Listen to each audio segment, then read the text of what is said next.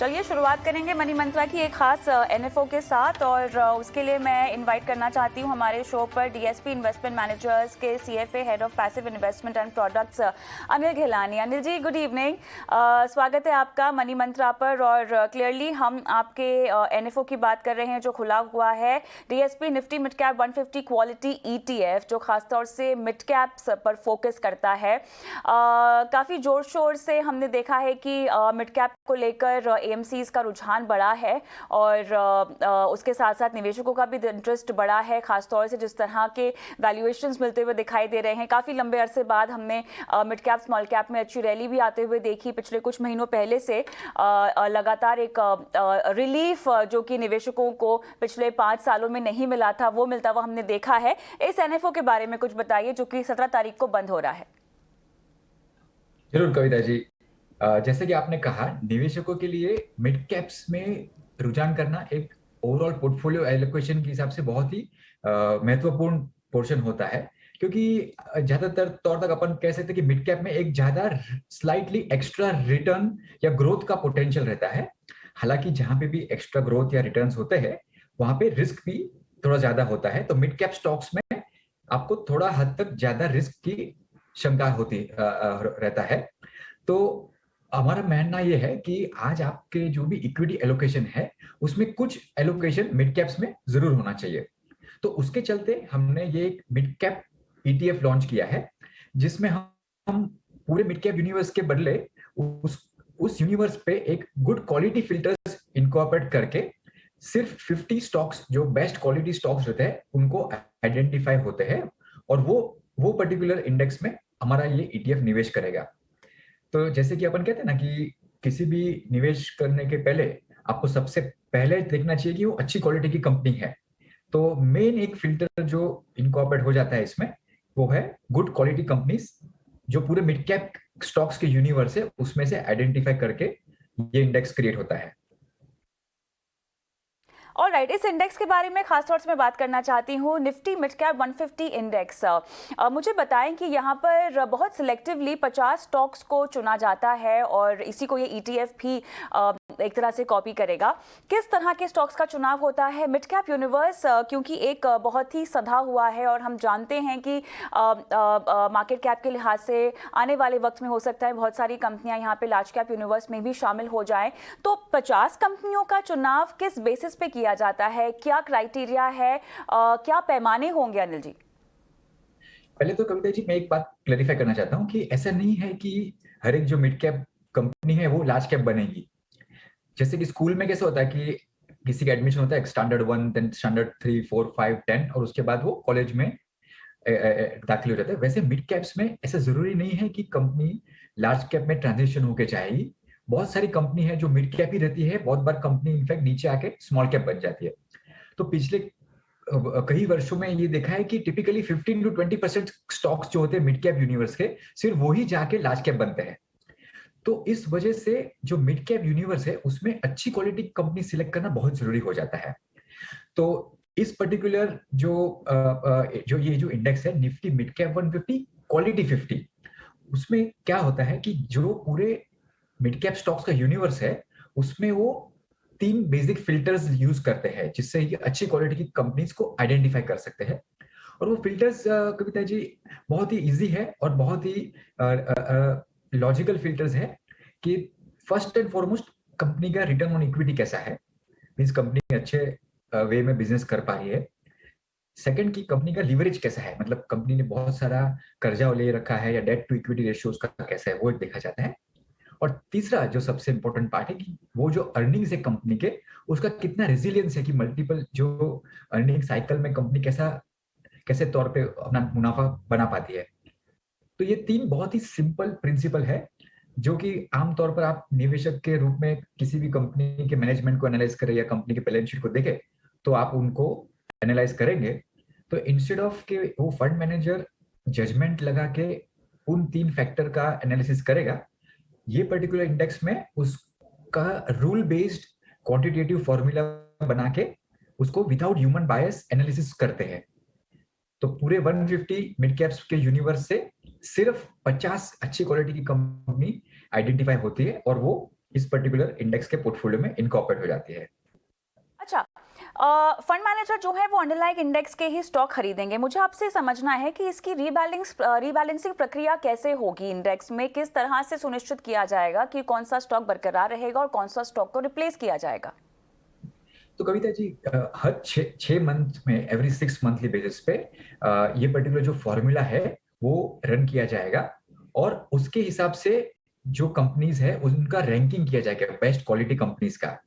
तो ये जैसे कि मैंने कहा 3 पिलर है जिसमें एक बैलेंस शीट और पीएनएल दोनों के मिश्रण से एनालिसिस किया जाता है, जिससे कि एक पर्टिकुलर फाइनेंशियल स्टेटमेंट के पार्ट में कभी किसी चीज का ओवरलुक हो जाता है तो मल्टीपल फाइनेंशियल स्टेटमेंट्स को जोड़ के जो एनालिसिस किया जाता है वो ऑलवेज ज्यादा पावरफुल होते हैं। तो हर 6 महीने में एक बार ये एनालिसिस किए जाएंगे हर एक मिड कैप स्टॉक के ऊपर, उनको रैंकिंग दिया जाएगा। किसी भी कंपनी का पिछले 6 साल में अगर negative EPS means negative earnings declare हुआ रहेगा तो उस कंपनी को एलिमिनेट किया जाएगा और फिर जो बेस्ट रैंकिंग में 50 कंपनीज रहेगी उसको ये इंडेक्स में इनकॉर्पोरेट किया जाएगा। और फिर आपने बिल्कुल बराबर कहा कि उसके बाद फंड मैनेजर का बायस, ह्यूमन बायस नहीं इन्वॉल्व होगा कि अनिल गिलानी ये सोच रहे हैं कि आज ये पर्टिकुलर सेक्टर में ये कंपनी में बहुत ज्यादा अंडर वैल्यूएशन लग रहा है, लाओ मैं उसको ज्यादा थोड़ा ओवरवेट कर लूं या ये स्टॉक को खरीद लूं या ये बेच दूं। वैसे मेरा फंड मैनेजर जजमेंट उसमें इनकॉर्पोरेट नहीं होगा, बट यस जो रूल्स कोडिफाई हुए हैं वो रूल्स बहुत रोबस्ट वे में दोनों फाइनेंशियल स्टेटमेंट्स मतलब बैलेंस शीट पीएनएल वगैरह को मर्ज करके एनालिसिस करने के लिए ये रूल्स कोडिफाई हुए हैं। तो हर 6 मंथ में ये रूल्स रन होंगे और जो उसमें टॉप 50 रैंक्स की कंपनी आएगी वो पर्टिकुलर कंपनीज ये पोर्टफोलियो में इनकॉर्पोरेट होएगी।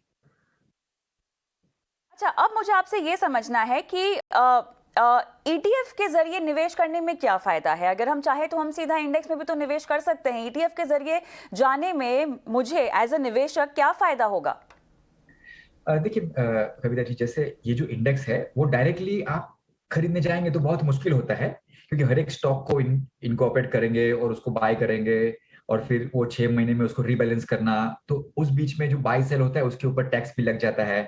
तो ईटीएफ में क्या होता है, एक इजी वे में आपको सिर्फ एक लाइन आइटम खरीदने से, एक पर्टिकुलर ये ईटीएफ खरीदने से पूरे अंडरलाइन 50 स्टॉक्स का पोर्टफोलियो इनकॉर्पोरेट हो जाता है।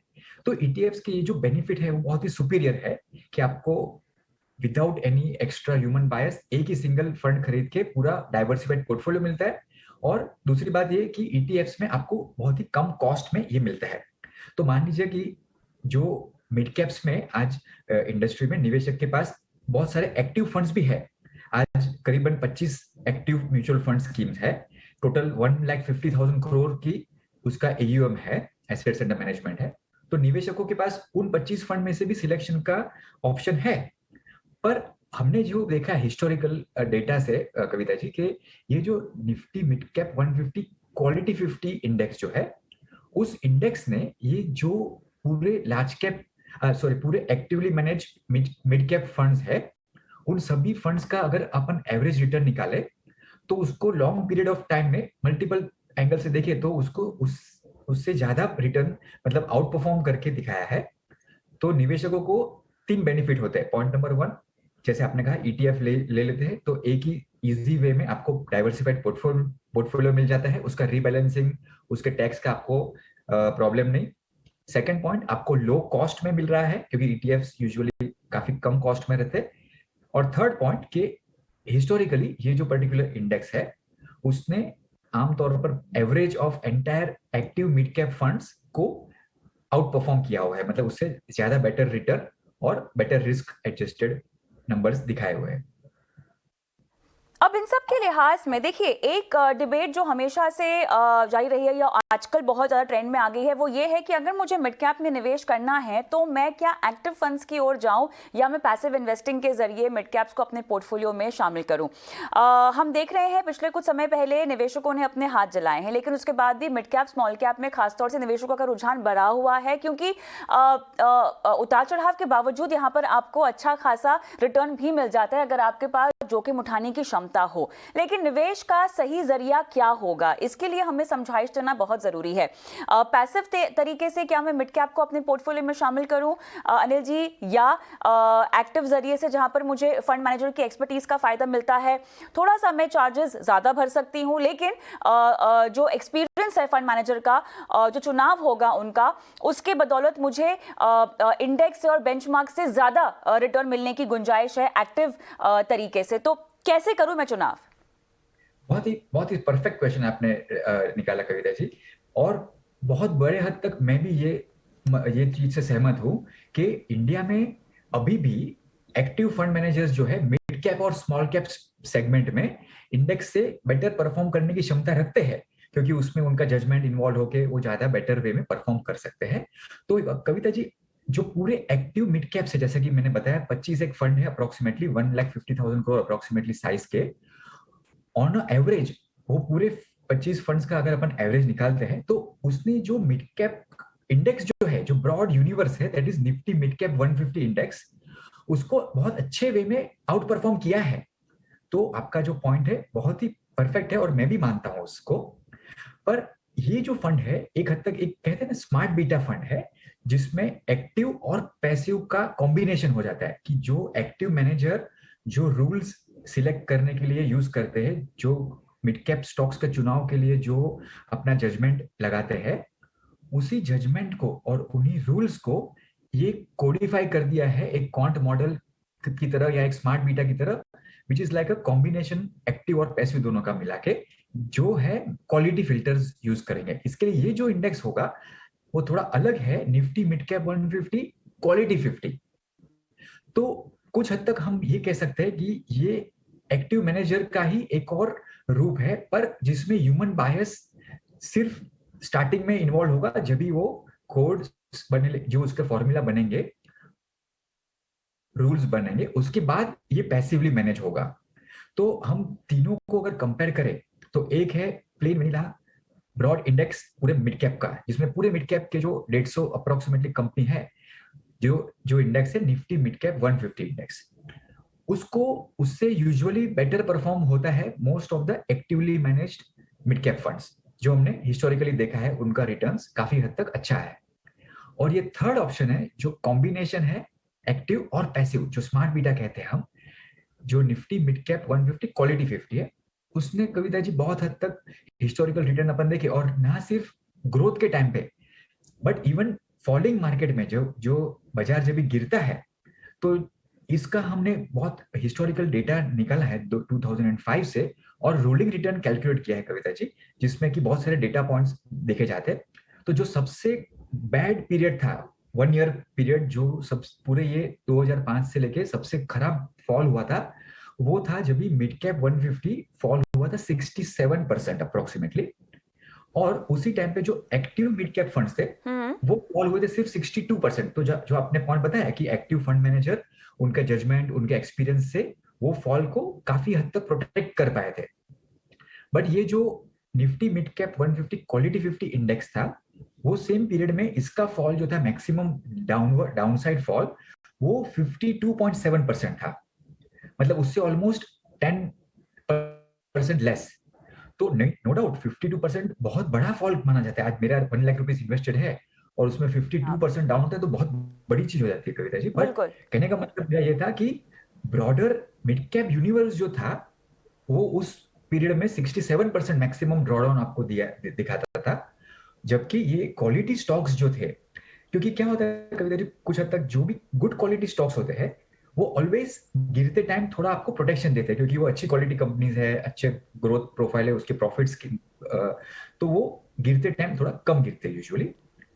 तो इसीलिए हम कहते हैं कि आपको एक डाइवर्सिफाइड अप्रोच भी अपने पोर्टफोलियो में रखनी चाहिए अनिल जी। और खासतौर से मिड कैप स्मॉल कैप की हम बात करें तो बहुत ज़रूरी है कि आपका नज़रिया ना थोड़ा सा लंबा हो। लेकिन जिस तरह से हम जानते हैं अनिल जी कि इन कैटेगरीज में उतार चढ़ाव भी बहुत ज़्यादा होता है, तो बाजार में वैसे तो एंट्री करने की कोई टाइमिंग नहीं होती है। क्या मौजूदा समय में मिड कैप को अपने पोर्टफोलियो में जगह दे सकते हैं, और अगर आप दे सकते हैं तो कितना एक्सपोजर देना चाहिए, पूरे पोर्टफोलियो का कितना एलोकेशन आपको मिड कैप में रखना चाहिए? मेरे ख्याल से ये एक चीज है जो निवेशकों को समझना बहुत जरूरी है।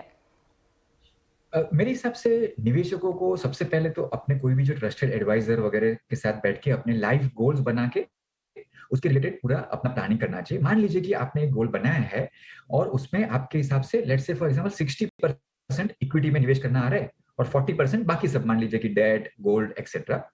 तो जहां तक मैं समझता हूं, अगर आपका वो निवेश का समय लंबा है तो माइट बी 60% में से आप ये सोच सकते हैं कि हाफ एंड हाफ करें, मतलब कि फिर हाफ मतलब 30 रुपीज आप मिड कैप में निवेश कर सकते हैं, बैलेंस 30 रुपीज आप किसी लार्ज कैप में किसी थीमेटिक फंड वगैरह में इन्वेस्ट करें। तो ये एक उचित एलोकेशन रह सकता है, क्योंकि लंबे समय में मिड कैप्स में ग्रोथ प्रोफाइल थोड़ा ज्यादा बेहतर होने का चांस ज्यादा रहता है। जैसे कि हमने देखा है कि वेरी लॉन्ग पीरियड से अगर अपन देखें, जहां पे निफ्टी 50 को अगर अपन देखें 2005 से, तो अप्रोक्सीमेटली 15% CAGR रिटर्न आया है। और मिड कैप्स में देखें, निफ्टी मिड कैप 150 इंडेक्स को देखें, तो उससे अबाउट 2.5% मीन 17.5% जितना CAGR रिटर्न आया गया है। तो कहते हैं ना कि मतलब मिड कैप्स में थोड़ा सा आपको रिटर्न प्रोफाइल ज्यादा आएगा with the clear risk in mind कि मिड कैप्स में जैसे आपने कहा कभी भी जब भी डाउन साइड होता है तो वो रिस्क भी थोड़ी ज्यादा होती है। एंड हेंस अगर आप मिड कैप स्पेस में अच्छी क्वालिटी की कंपनी सिलेक्ट करते हैं तो आपको वो डाउन साइड प्रोटेक्शन में भी बेनिफिट मिल सकता है। हालांकि जब भी मार्केट बहुत फास्ट तेजी में रहता है, जब भी जंप रैली अपन जो कहते हैं, जिसमें सब कुछ चल रहा है, जैसे कि लास्ट 1 ईयर में काफी हद तक निवेशकों ने क्वालिटी के ऊपर इतना जोर नहीं दिया है। तो ये जो Nifty mid cap 150 quality 50 index है, उसने ब्रॉडर मिड कैप को इनफैक्ट लगभग 15% से अंडर परफॉर्म किया है। तो आपका जो ओरिजिनल क्वेश्चन था कि क्या ये सही समय है मिड कैप में निवेश करने का, खैर मिड कैप्स में भी पूरे बाजार के हिसाब से रैली तो अच्छी चली रही है। तो जहां तक मैं समझता हूँ मिड कैप में निवेश करने के लिए आप अपना स्टैगर्ड वे में, मतलब SIP STP सोच सकते हैं, और उसमें भी ये टाइप का अगर कोई क्वालिटी फोकस्ड या कोई अच्छा आपका formula based rule based selection criteria लेके आप मिड कैप में निवेश कर सकते हैं।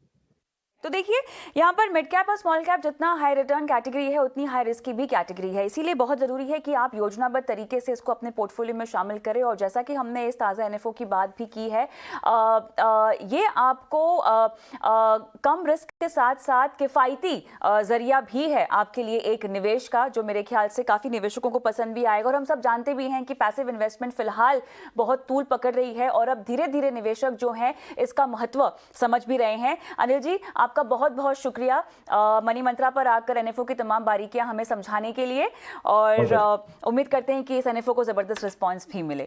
लेकिन मनी मंत्रा में हम आगे बढ़